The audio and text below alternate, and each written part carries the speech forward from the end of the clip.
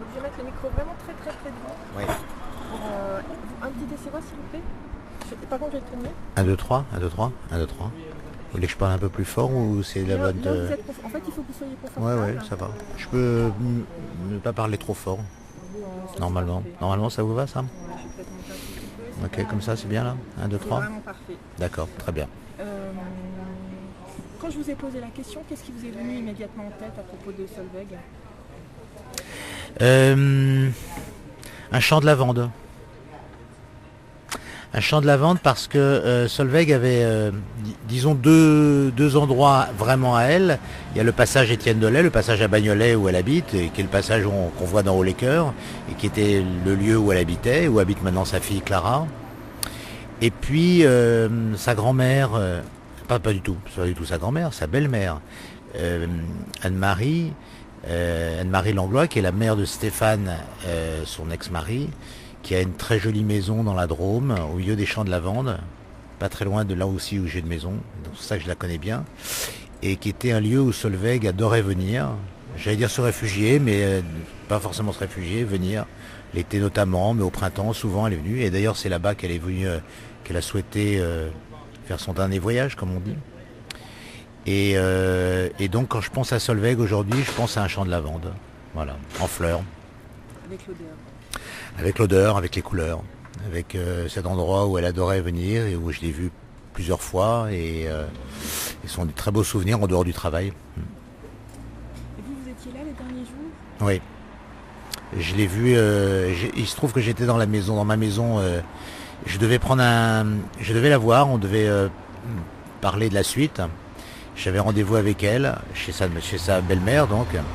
Et sa belle-mère je devais venir prendre le petit déjeuner vers 9h30, 10h, et sa belle-mère m'a appelé pour me dire que Solveig se sentait pas bien et que c'était peut-être pas vraiment bien que je vienne.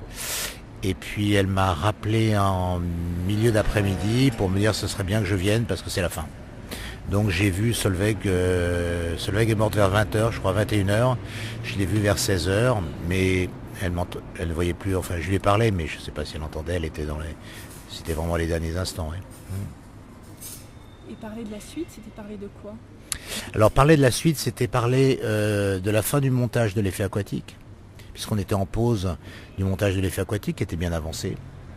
Et puis la suite, c'était parler du scénario de Just the Two of Us, qui était le scénario qu'elle avait commencé à écrire avec Agnès de Sassy, qui raconte une très belle histoire d'amour, l'histoire d'amour de sa mère, qui était en cours d'écriture, pour lequel on avait été à Londres ensemble, rencontrer Vanessa Redgrave qui avait accepté de jouer le rôle. Ça c'est un souvenir très très fort aussi. Cette journée-là, qui était une journée épuisante pour elle, parce qu'elle lui a demandé énormément d'efforts, ce voyage en train, aller rencontrer Vanessa Redgrave, qui par ailleurs est une femme forte et rude. Solveig avait plus beaucoup de force physique. Donc ça lui a demandé beaucoup d'efforts, mais c'était un magnifique voyage. Enfin magnifique. C'était un voyage... elle avait recueilli l'accord de Vanessa Redgrave, c'est quand même pas n'importe quoi. Et quand vous dites forte et rude, moi j'entends un euphémisme pour désagréable. Est-ce que c'est le cas ou Oui, c'est-à-dire que un peu, oui, elle a eu quelques mots, mais je pense que c'était aussi une façon de se protéger et de provoquer un petit peu Solveig. Elle a dit 2-3 phrases comme ça Solveig, quand à un moment donné on était dans son jardin et Vanessa Redgrave est partie dans sa cuisine et Solveig m'a dit Patrick, je crois que je vais pas y arriver avec elle. Et ensuite quand on a déjeuné avec elle, à un moment donné elle a pris le bras de Vanessa Redgrave et elle lui a dit il faudra que vous soyez gentil avec moi parce que moi j'ai pas l'habitude, sinon je sais pas faire. L'autre, on lui avait jamais parlé comme ça. Elle était et elle a dit mais bien sûr, elle était tellement étonnée que quelqu'un lui parle comme ça. Solveig était comme ça. Solveig était quelqu'un qui aimait pas du tout les conflits, qui savait les affronter, mais elle les désarmait les conflits. Par d'ironie, par de l'humour. Je n'ai jamais vu Solveig crier. Peut-être qu'elle l'a fait. Moi, je l'ai jamais vu en tout cas. Par contre, elle désamorçait. Oui. Donc c'était une façon de désamorcer la rudesse de Vanessa Redgrave et de trouver sa place là-dedans et de lui communiquer quelque chose. Je crois qu'elle arrivait très très très bien c'est pour ça qu'il y avait sur les tournages de Solveig, il y avait une ambiance absolument extraordinaire parce que on était obligé de suivre l'humeur qu'elle imprime. De toute façon, un réalisateur imprime tout sur un tournage. Et Solveig avait un don absolument incroyable de faire en sorte que tout le monde était concentré, travaillait beaucoup, mais dans une espèce de, je sais pas, de douceur, de quiétude comme ça, qui était vraiment très belle. Et d'euphorie aussi, non?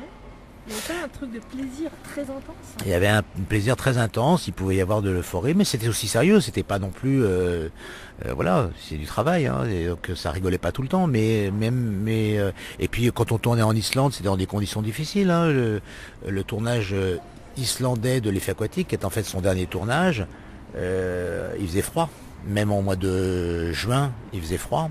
Notamment quand on a tourné la séquence de fin qui est tournée au Blue Lagoon, vers minuit, il faisait froid dehors. Dans l'eau, il faisait chaud pour Samir et pour Florence.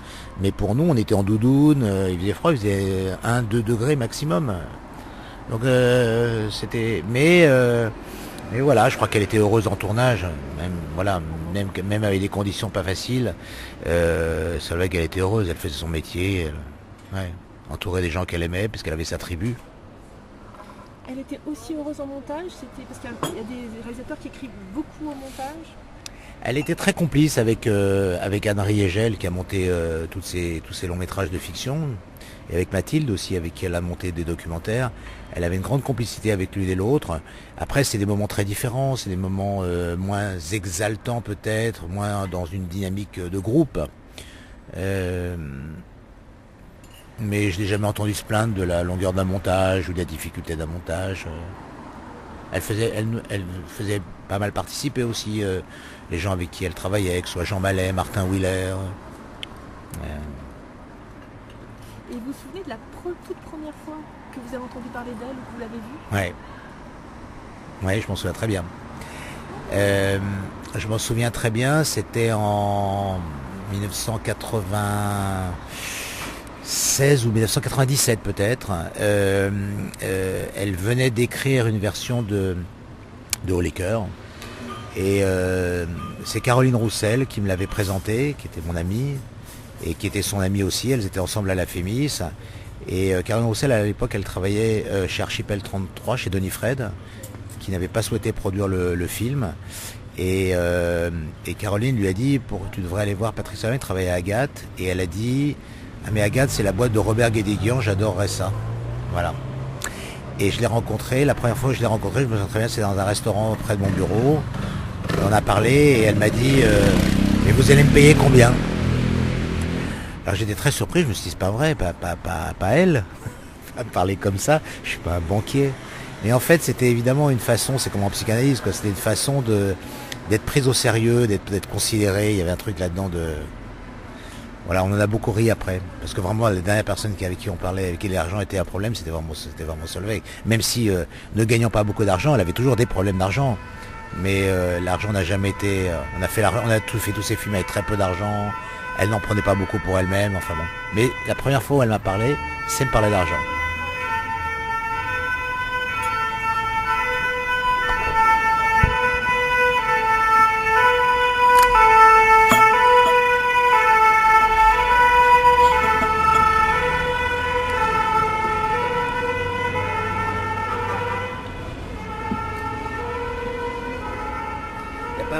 Il n'y a pas 5 minutes dans Paris sans qu'il y ait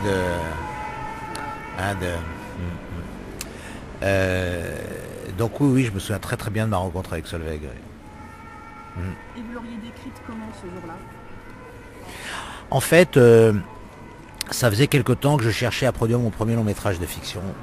J'avais produit beaucoup d'art vidéo dans les années 80, beaucoup de documentaires dans les années 90. Et Agathe venait de produire avec le plus grand bonheur Marius et Jeannette, nouveau film de Robert Guédiguian. Et donc l'heure était vraiment venue pour moi de me lancer. Mais ça me faisait... je ne savais pas sur quel film aller. Et quand Solveig m'a proposé Haut les cœurs, c'était exactement le bon film au bon moment. C'est-à-dire un enjeu très fort, un enjeu artistique très fort, un enjeu commercial moins fort parce que c'était forcément un film à petit budget. C'était un film à la bonne taille et qui me permettait moi de prendre confiance parce que finalement c'était son premier film, c'était mon premier film aussi. Voilà. Et par ailleurs je me suis rendu compte, mais beaucoup plus tard, que dans le film où à un moment donné elle m'a demandé de faire une petite figuration où je jouais un médecin sous le masque de chirurgien pour vérifier la place d'un cathéter. Et en fait c'est seulement au montage que je me suis rendu compte qu'en fait je jouais mon père à ce moment-là, parce que mon père était chirurgien. Et j'ai exactement la tête de mon père avec les lunettes dans ce film. Et je m'en suis rendu compte qu'en voyant le film la première fois au montage, c'est que ça devait être le bon film. Il y avait souvent des coïncidences comme ça? Non, pas toujours, c'est des moments de grâce, des moments. Non, il n'y en a pas tout le temps. Mais bon, les choses ne sont jamais là par hasard non plus. Mais à aucun moment je me suis dit, tiens, mon père est chirurgien, je vais donc faire un film autour de la maladie. Enfin bon, c'est vraiment la dernière chose que je me suis dit. Par contre, l'histoire était bouleversante. Le scénario qu'elle m'avait présenté était un scénario qui n'était pas là. Tout ce qui tournait autour du médical était formidable, incroyablement. Tous les dialogues, tout était juste, tout sonnait juste. La fiction était un peu maladroite, encore. Et donc elle a travaillé avec Pierre-Erwan Guillaume à partir de là, et on est tout à fait arrivé à aboutir. Donc c'était bien parce que le scénario, il y avait, je sais pas comment dire, c'était sûr qu'on allait y arriver, quoi, qu'elle allait y arriver. Mais il fallait juste faire confiance au projet, faire confiance à la force de l'histoire tout simplement, et pas aller chercher. Elle avait au départ cherché un peu trop à faire fiction, voilà. Alors qu'il fallait au contraire laisser toute la réalité de ce qui s'est passé émerger complètement et l'entourer simplement. Enfin. Et de caractère, dès la première rencontre, parce qu'on l'a décrit comme solaire, rayonnante, généreuse, déterminée, tout ça c'était pas Ouais. Très joyeux, très énergique. C'est une femme qui débordait d'énergie.